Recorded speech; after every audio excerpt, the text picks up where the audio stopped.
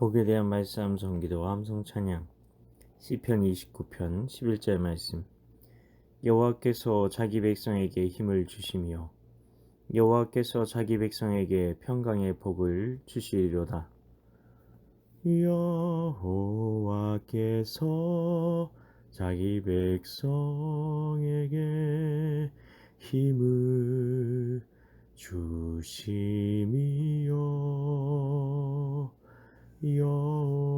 여호와께서 자기 백성에게 평강의 복을 주시리로다.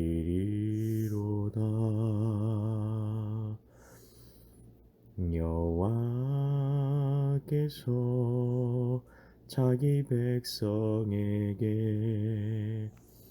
힘을 주시며 여호와께서 자기 백성에게 평강의 복을 주시리로다.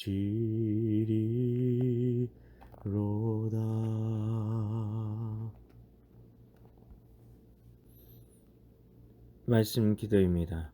하나님 아버지, 하나님께서 평강의 복을 주신다는 말은 성경에서 여기에 단 한 번 나오는 말입니다. 평강의 복이라는 것이 무엇일까요? 하나님께서 힘을 주신다는데 그것과 평강의 복과는 어떤 관계가 있는 것일까요? 평강이라는 말은 히브리 말로 샬롬입니다. 평화라는 뜻을 가지고 있습니다. 힘이 없는 평화는 있을 수 없습니다. 주변국들이 약하면 당시에는 힘이 곧 정의였던 때였기 때문에 얼마든지 침략하려고 할 것이기 때문입니다. 힘이 없는 나라는 역사에서 금세 자치를 감추고 말았습니다. 이스라엘의 운명도 별로 다르지 않았을 것입니다. 그 주변의 강대국들이 얼마나 많았습니까? 그런데 이스라엘과 같이 약한 나라가 역사 속에 아직도 존재한다는 것은 그들에게 힘이 있었다는 것을 말해주는 것입니다. 이스라엘에게 있었던 힘의 비밀은 무엇이었을까요? 바로 하나님이 그들의 힘이셨습니다. 주변국들은 이스라엘 나라와 함께 하시는 하나님에 대한 두려움 때문에 함부로 쳐들어오지 못했습니다. 물론 침략을 받은 때도 있었으나 그때는 이스라엘이 우상 숭배에 빠졌을 때거나 하나님께서 세상에 이스라엘의 힘이 하나님이시라는 것을 분명히 보여주시기 위해서였습니다. 이 두 가지 경우가 아니면 이스라엘을 감히 쳐들어올 수 있는 나라는 없었습니다. 하나님이 그들의 힘이 되셨기 때문입니다. 우리는 평화가 힘이 없이도 이루어진다고 생각하는 경향이 있습니다. 주변국들에 불쌍하게 보이면 평화가 이루어질까요?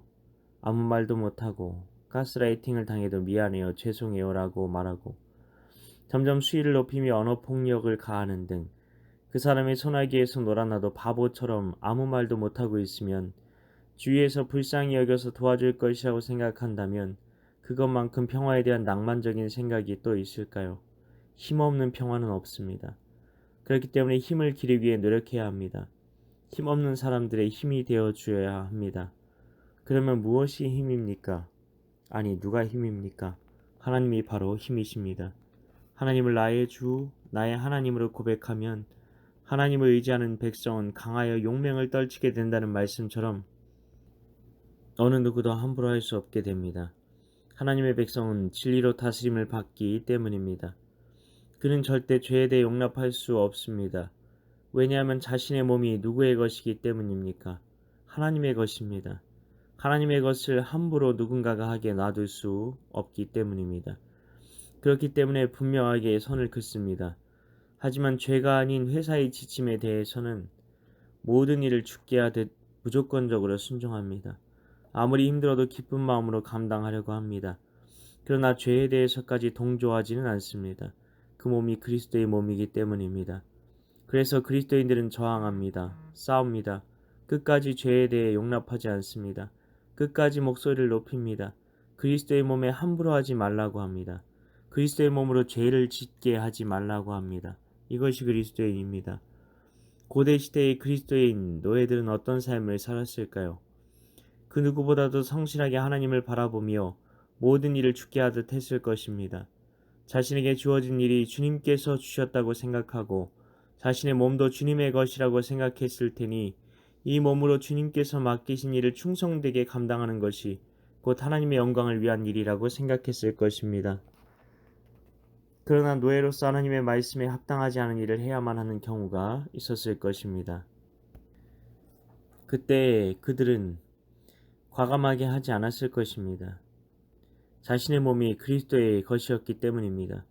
말씀 때문에 미움을 받고 심지어 매를 맞아도 죄의 길로 걸어가지 않았을 것입니다. 그리고 죽음 뒤에 영원한 영광이 있다는 것을 믿었기에 죽음을 부활을 위해 당연히 거쳐야 할 시련처럼 여겼을 것입니다. 우리는 이 땅에서 누가 주인인 삶을 살고 있습니까? 예수를 주로 믿고 있는 삶을 살고 있나요? 그렇다면 평강의 복이 임하게 되는 것입니다. 평강이라는 히브리 말 샬롬은 하나님의 다스림, 통치를 말합니다. 하나님의 다스림과 통치 아래서 살아가는 것이 바로 샬롬이자 평강이라는 것입니다. 이것이 진짜 복이라는 것입니다. 하나님께서 친히 다스리시는 하나님 나라의 삶을 이 땅에서부터 살게 될 것이기 때문입니다. 그렇기 때문에 하나님이 나의 힘이 되시는 것과 평강의 복은 하나입니다. 우리는 더 이상 당하고 빼앗기고 아무 말도 못하고 이런 것이 십자가의 삶이라는 생각을 버려야 합니다. 순종은 하나님의 말씀에 순종하는 것이지 불의에도 내가 당할 불이익에 대한 두려움 때문에 침묵하는 것이 순종이 아니라는 것을 알아야 합니다. 만일 그랬더라면 종교개혁도 독립혁명도 노예제도 폐지도 여성 참정권도 없었을 것입니다. 그리고 우리나라도 아직 일본의 지배 아래에 있어야 했습니다. 힘 있는 사람에게 찍소리도 하지 않는 것이 믿음 좋은 거니까요. 과연 나의 삶에는 평강의 삶을 살아가는 것에 대한 하나님의 기준이 바로 서 있나요? 하나님 아버지, 우리가 평강에 대해 바로 이해하게 하소서. 평강은 힘이 없이는 절대 주어질 수 없다는 것을 알게 하소서. 그 힘은 바로 하나님께로부터 오며 하나님 자신이 우리의 힘이 되어 주신다는 것이 성경의 진리입니다. 주님의 말씀을 우리 삶의 기준으로 세우고 그 말씀에서 좌로나 우로나 치우치지 않으며 내 주님께만 합격된 인생을 살기 위해 말씀의 곧은 길로만 걷는 사람이 명철의 사람입니다. 우리가 그런 길로 걷게 될 때 그 어떤 불이익을 당하든 내 몸이 주님의 것이기에 이 몸으로 그 어떤 불의한 도구로도 쓰임을 받지 않도록 주여 우리에게 영적인 가스라이팅에 저항할 믿음의 용기를 주옵소서.